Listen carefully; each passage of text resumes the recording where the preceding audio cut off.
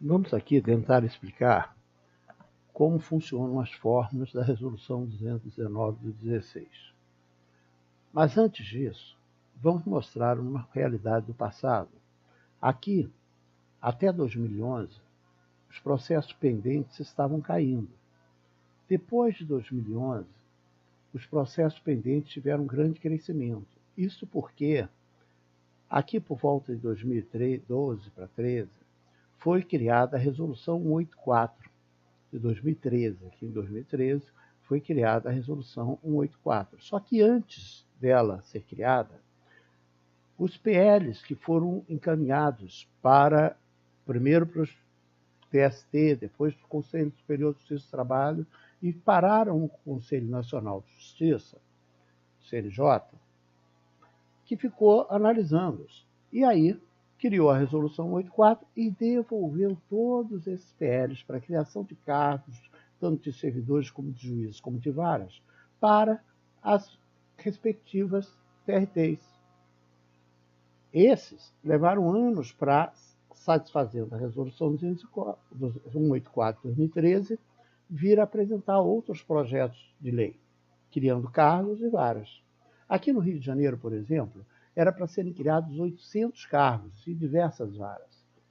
2 anos depois, se mandou PLs para criar 400 cargos, satisfazendo a Resolução 184 de 2003. Ora, como não houve a criação de cargos, especialmente de juízes e varas, foi aumentando o número de processos pendentes. Da mesma forma, nós temos aqui no histórico a linha pontilhada de processos baixados e a linha azul, a linha verde, aliás, de casos novos. Os casos novos, aqui em 2016, superaram os processos baixados, mas antes baixava-se mais processos do que haviam de casos novos. Este acúmulo de processos pendentes vai ser muito importante para nós entendermos o quão maléfica é a Resolução 219. Vamos falar aqui da primeira forma, mas antes de falar da primeira forma, porque estaremos tratando de como criar o IPS, vamos ver para que ele vai servir. O IPS vai ser o denominador para encontrar a lotação paradigma de cada vara. Ora, se nós temos uma fórmula onde há um dividendo e um divisor, quanto maior for o dividendo, maior será o resultado. E quanto maior for o divisor, menor será o resultado. Por exemplo, 10 dividido por 5 é igual a 2, e 10 dividido por 2 é igual a 5. Portanto, aumentar o divisor, o IPS, significa diminuir a lotação em cada vara. Depois voltaremos a falar dessa segunda forma. Voltemos então para a primeira forma. O cálculo do IPS é feito com um numerador que é apenas o total de processos baixados naquele ano, apenas isso, mais nada. Não importa o que você tenha feito, 1 milhão de alvarás, 2 milhões de notificações, mais tantos de publicações no Diário Oficial, etc, etc, etc. Só interessa os processos baixados. Já no denominador, o que temos? Quantidade de servidores efetivos, de servidores variáveis, ou seja, aqui nós temos a força de trabalho empregada naquele período, menos o tempo de férias, de licença médica, etc. Ou seja, aqui é a força de trabalho e em cima a quantidade de processos baixados. Ora, quanto maior for o numerador, maior será o IPS. Quanto menor for o denominador, maior será o IPS. Vamos ver algumas coisas que contribuem para aumentar o total de processos baixados. Primeiro, nós temos a meta 5. A meta 5 do CNJ obriga as varas a baixar processos. Na verdade, ela diz o seguinte: olha, cada vara tem que baixar, no mínimo, um quantitativo igual de processo do que aqueles que entraram em execução naquele período. Tá? Ora, nós temos também, para aumentar o dividendo, a criação dos núcleos e centros que vão tratar apenas de conciliação. Por quê?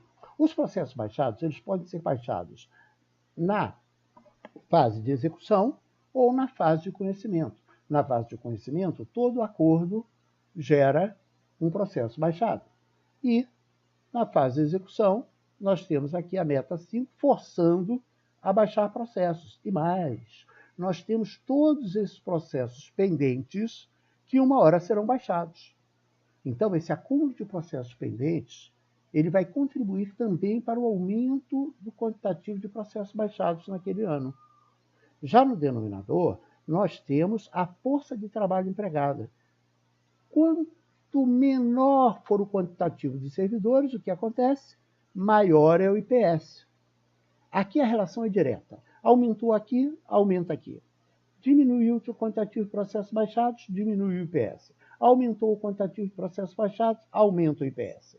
Mas já aqui, a relação é inversa.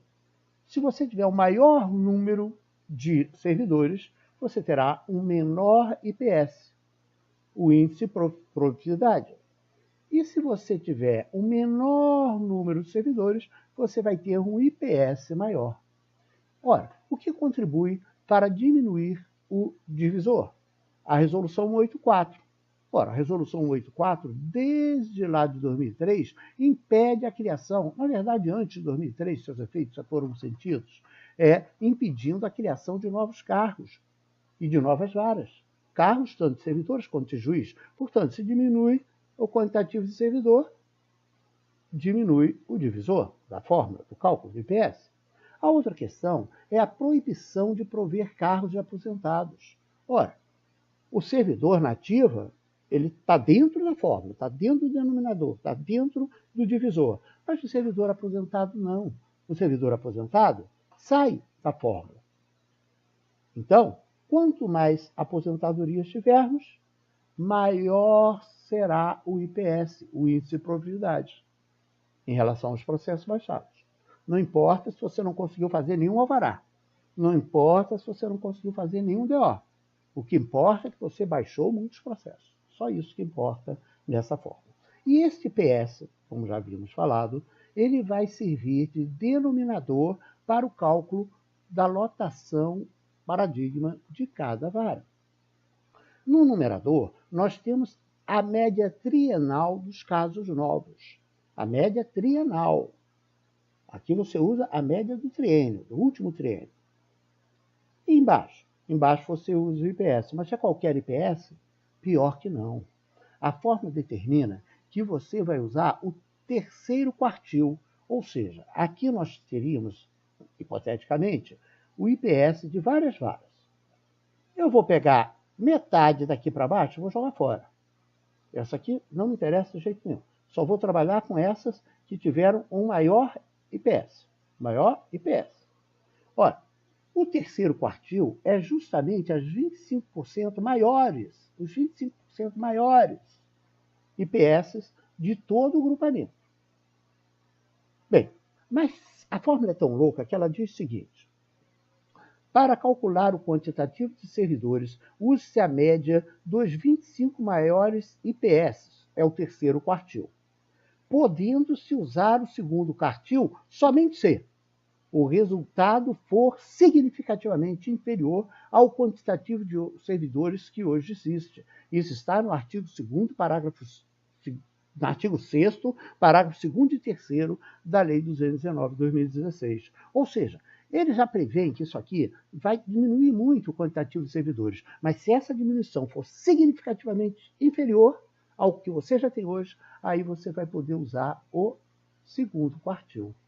Mas o ideal é usar o terceiro quartil.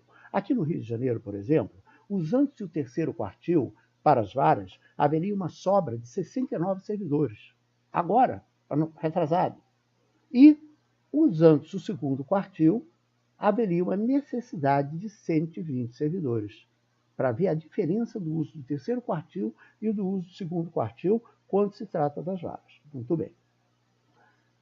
Esta é a fórmula, é um jogo de cartas marcadas, porque cada vez que você rodar essa fórmula, considerando-se aqui a meta 5, considerando-se a eficiência dos núcleos de conciliação, aumentando o quantitativo de processos baixados, considerando-se que não se cria cargos, especialmente agora com a questão de não poder prover os cargos aposentados. Quanto mais gente se aposentar, maior será o índice de produtividade. É contraditório, mas é verdade. E quanto maior for o índice de produtividade, ainda mais usando o terceiro quartil, que é o recomendável, menor será a lotação nas varas. Portanto, é um jogo de cartas marcadas. O terceiro quartil garante a existência de um número elevado de excedentes, pois aumenta o divisor diminuindo o resultado, que é a lotação paradigma. Ora, o que são os excedentes? Excedentes é aquele que excedeu. No primeiro ano, esses excedentes poderão ser lotados em qualquer vara, mas no segundo ano em diante, o excedente só poderá ser lotado na vara que, ao mesmo tempo, esteja acima da média do IPS e, ao mesmo tempo, esteja acima da média de congestionamento. Ora, se ela tem um IPS alto, provavelmente terá um congestionamento mais baixo. Se ela tem um congestionamento alto, provavelmente ela tenha um IPS mais baixo. E mesmo que fosse tudo igual, 50% das varas já estariam fora, né? Nenhum servidor poderia trabalhar nelas, porque é isso e aquilo. E como essa coincidência de ser maior no nível de processos baixados e maior no IPS, significa que, e maior também no IPS, no nível de congestionamento, significa que poucas varas reunirão ao mesmo tempo as duas qualidades para poder receber novos servidores. Alguns dirão, mas o excedente vai continuar lotado na vara. Mas ele fica lotado na vara como excedente. E no futuro? Será que a sociedade vai achar legal ficar pagando um monte de servidores excedentes que estão além das necessidades do trabalho? Ou será que criará uma nova lei para que essas pessoas não causem prejuízo ao erário? Bem, aí uma explicação das fórmulas. Aqui embaixo, nós temos o efeito predador do aumento de IPS ao qual se soma a reforma trabalhista. No nosso exemplo aqui, uma vara com 11 servidores em 2017 acabaria com 7 servidores ativos na lotação de 7 servidores e com excedente de 4. Isso sem haver a reforma trabalhista. Considerando-se uma reforma trabalhista que vai diminuir o quantitativo de processos novos em 25%, ele está dizendo que está diminuindo muito mais que isso, e considerando-se que nos anos posteriores haveria um crescimento de 4% ao ano, esta mesma situação de uma vara com 11 servidores acabaria tendo apenas 4 servidores na lotação paradigma e 7 excedentes. Então, olha só, em 2022, nós poderíamos estar em cada vara com 7 servidores excedentes. E olha que os cálculos colocados aqui foram cálculos otimistas, hein? Só 25% de queda nos processos novos. Quando nós falamos em conciliação, nós vemos aqui o índice de conciliação. A média geral no país foi 32%. No Rio de Janeiro, a média de conciliação no TRT1 foi de 24%, quase 25%. No nosso caso aqui, considerando-se a criação dos núcleos de conciliação, nós passamos a supor 40% de processos conciliados. Se esses 40% não se registrarem, se for menor, melhora a situação, aumenta a lotação e diminui o quantitativo de excedente. Tá? Isso aqui é simulação. Ok? Muito bem. Vendo já aqui no final, sem a reforma trabalhista, nós teríamos aqui, em 2017, uma vara com 11 servidores, chegaria em 2020 com 12 servidores. Né? Caso baixasse apenas 95% do quantitativo de processos novos. baixando apenas 95% quantitativo de processos novos. Observe que aqui nesse nosso exemplo, nós colocamos baixar 115% de processos novos. E por quê? Porque aqui, ó, nós observamos que em 2016, o quantitativo de processos baixados foi 98% do quantitativo de processos novos. Então, essa aqui em 2016 foi 98%. Com todos esses estímulos, considerar aqui 115% não é um absurdo. Nesse caso aqui, nós estamos simulando com 95% só de quantitativo de processos baixados em relação aos casos novos. Tá? Muito bem.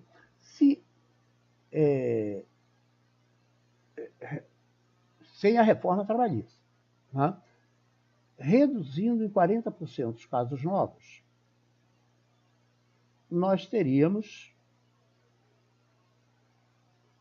aqui com 85%, a reforma reduzindo 45% dos carros novos, que está aqui, ó, 40% de carros novos, aqui é o quantitativo de processos baixados, aqui são os casos novos, diminuindo 40%, geraria 12 servidores na vara em 2020.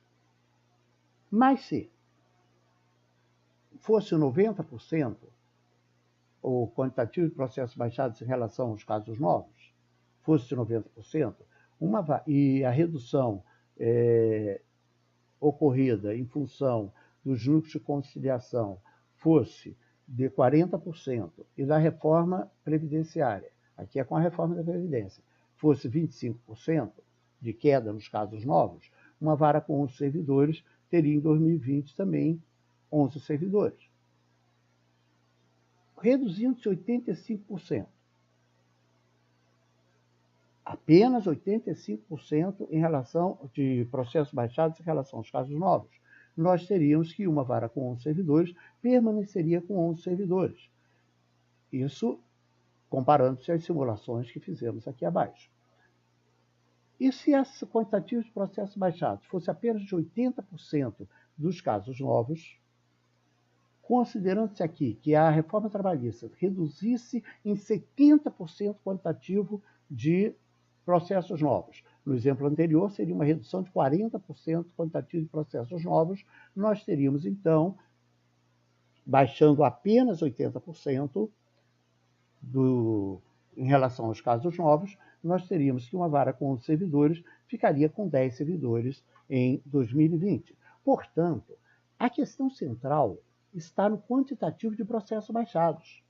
Uma vara que fosse consciente não baixaria processos, para não ter esse efeito de, em 2020, que foi o caso que nós colocamos lá, ter 7 servidores ativos e 4 excedentes. E em 2022, ter apenas 4 ativos e 7 excedentes. Você poderia até estar com 10 servidores na vara, tá? Mas 7 seriam considerados excedentes. Você acha que a sociedade vai admitir isso? Que fique se pagando salário de excedentes? A grande questão da forma está no seguinte: ela é totalmente inconsistente. O quantitativo de processos baixados pode gerar um resultado altamente prejudicial ou resultado até favorável, ou manter. Só que tem um detalhe: quem é que vai bancar contra o CNJ e descumprir de forma flagrante a meta 5? A meta 5 está aí para dizer, olha, tem que baixar processos. E baixar muitos. E olha, os casos pendentes. Isso aqui é no país, tá?